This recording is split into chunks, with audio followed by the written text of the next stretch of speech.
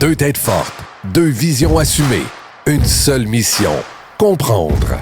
Ici, pas de consensus forcé, ni de réponse préfabriquée.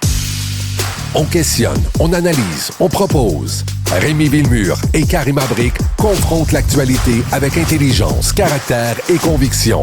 Brick, Villemure, là où les débats d'idées prennent toute la place.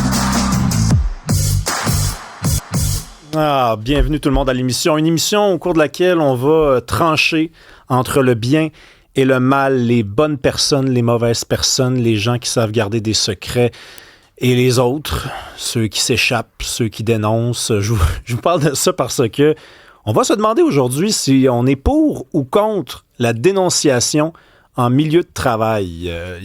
Une bombe est tombée ce matin. Thomas Gerbet de Radio-Canada a révélé l'identité d'un fonctionnaire du gouvernement du Québec, du ministère de l'Économie et de l'Énergie et de l'Innovation, qui a été congédié parce qu'il aurait donné des renseignements confidentiels, des renseignements en lien avec des projets comme Nordvolt, à un journaliste de Radio-Canada. Il a été congédié il y a 8 jours. Là. C'est tout frais. Et je disais ça ce matin, puis je me disais, c'est un fonctionnaire, il travaille pour nous, il dénonce des situations, Oli, qui sont problématiques. On devrait être pour un peu plus de transparence, on est d'accord? Oui, en effet. Bonjour tout le monde. Oui, c'est plus de transparence. Mais là, c'est triste avec des conséquences comme ça, lorsque tu fais supposément les bonnes choses et que là, on te donne la porte. Ça donne plus le goût après, là. En fait, c'est parce que je pense que collectivement, on veut qu'il y ait de la transparence au gouvernement, mais il y a quand même, je pense, aussi un envers à ça. C'est-à-dire que si on encourage la dénonciation, puis c'est pour ça que je pense qu'il y a des bons arguments des deux côtés, on encourage un certain nombre de choses comme, par exemple, l'affaisement de notre État. Si tout le monde à l'intérieur de l'État dénonce des situations qui posent problème selon eux, je veux dire, sans passer par les autorités compétentes, qu'est-ce que ça donne ultimement? Ça donne un État qui ne tient pas debout, un État qui est sujet à être traversé par des rumeurs, puis ça donne aussi des fonctionnaires qui ne sont pas fidèles tout à fait à l'État. Je raconte l'histoire, là. Donc, c'est un fonctionnaire qui est congédié il y a 8 jours. Rappelez-vous, il y a quelques jours, il y avait un courriel qui avait été envoyé d'Éric Girard à Christine Fréchette et la copie du courriel avait été rendue publique par Thomas Gerbet. Et on savait, par exemple, à ce moment-là, qu'il s'agissait d'un fonctionnaire. On ne savait pas de qui il s'agissait. Et Christine Fréchette avait répondu aux journalistes qu'une enquête était en cours et elle avait ajouté qu'une enquête avait déjà mené par le passé au congédiement d'un autre fonctionnaire. Donc, elle ne sous-entendait pas qu'il s'agissait du même. Là. Le fonctionnaire était déjà congédié. Donc là, on avait appris qu'à l'intérieur du gouvernement de la CAQ, on ne tolère pas exactement très bien, je dirais, les lanceurs d'alerte.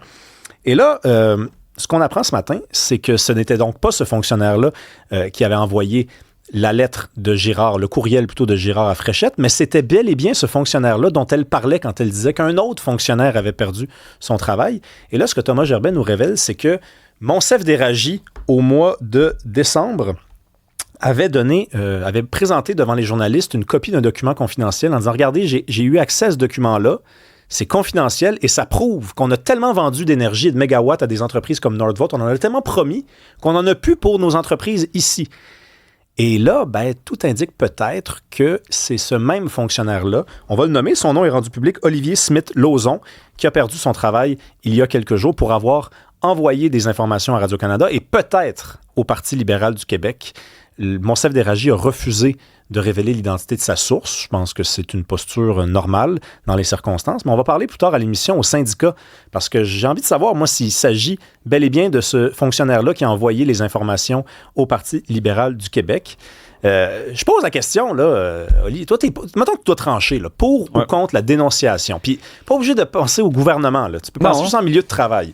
Moi, je suis pour la transparence des deux parties. Autant, là, si par exemple on parle de travail, les employeurs doivent être transparents et les employés doivent être transparents, et ce, même aussi entre les deux parties, au sein des mêmes parties, mais aussi entre les deux. Et là, de toute évidence, si on ose glisser un mot en cachette aux journalistes, que ce soit Radio-Canada ou tout autre, Je suis désolé, mais ça, c'est parce qu'il y a des choses à cacher. Il y a anguille sous roche et c'est signe d'une gestion malsaine, quant à moi.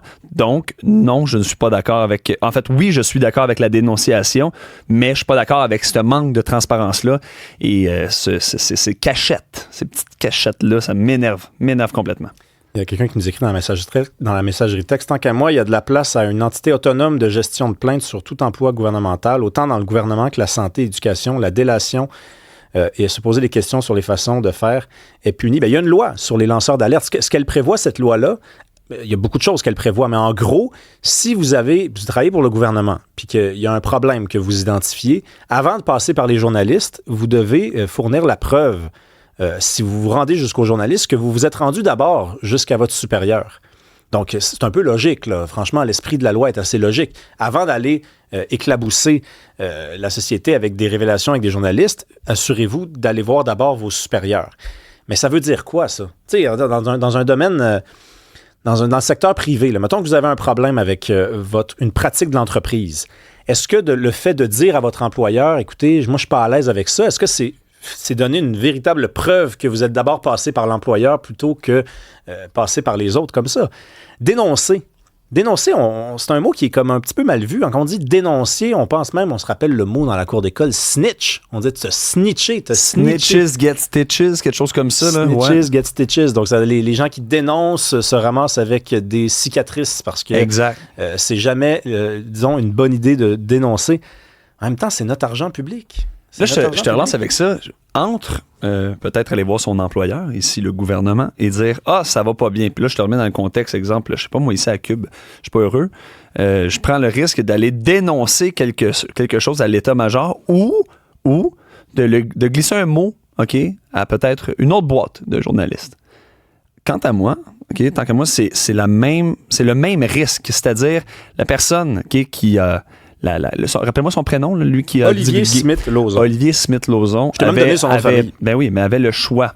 Soit de dénoncer un problème au sein même de son organisation et peut-être de se faire montrer la porte éventuellement parce que « Ah ouais, t'es pas d'accord avec nous, mon vieux, mais ciao part », ou de le dire aux journalistes. Parce que je pense que le choix était simple pour lui, c'était de changer les choses. Dans les deux cas, il allait probablement avoir des conséquences, mais là, il le fait pour que ça change et ça a marché dans un sens. Mais lui, il dit qu'il est allé voir son employeur, qu'il a respecté ce que prévoit la loi sur les lanceurs d'alerte. Et si c'est le cas, j'ai bien hâte de comprendre, on va parler avec le syndicat, j'ai bien hâte de comprendre comment ça se passe quand le gouvernement reçoit des employés dans son bureau. Les supérieurs reçoivent des fonctionnaires qui ne sont pas satisfaits, qui ont des différentes façons de voir les choses. Comment ça se passe? Est-ce qu'on te renvoie à ta table de travail puis on te dit, regarde, tu as été entendu, puis that's it, that's all? Est-ce que c'est suffisant? Est-ce qu'on peut pas non plus changer des politiques publiques parce que quelqu'un n'est pas d'accord? Là? Je veux dire, ça, c'est sûr et certain. C'est sûr et certain. Il y a des gens qui nous écrivent qu'on doit passer par les autres députés. D'abord, c'est pas une mauvaise idée de dénoncer, par exemple, une situation à des députés de l'opposition. Parce que tu vas pas appeler un député qui est au pouvoir pour lui dire « je suis pas d'accord avec ton gouvernement ». Mais passer, par exemple, par le Parti libéral, qui est le premier groupe d'opposition. Passer, par exemple, par le Parti québécois, qui est peut-être pressenti pour prendre le pouvoir. Je pense que c'est ça qui a été fait. C'est ça qui a été fait. Monsef Déragi a eu accès à un document confidentiel. Ça, c'est pas... il n'est pas monté dans la tour à bureau en pleine nuit en déviant les petites trajectoires du système d'alarme. Là. Il y a un fonctionnaire qui lui a envoyé quelque chose, puis qui savait que Monsef Déragi, c'est le porte-parole en matière d'irrégularités comme ça dans les projets informatiques, dans tout ce qui est projet de grande ampleur comme ça au Parti libéral du Québec. Je sais pas, moi, j'ai l'habitude de lancer des questions et de franchement être capable de voir le pour et le contre. C'est pour ça que je les lance, ces questions-là. C'est pas... il y a des bonnes façons de supporter ça, il y a des mauvaises façons de le faire aussi. Allez, on va se la poser toute l'émission, la question.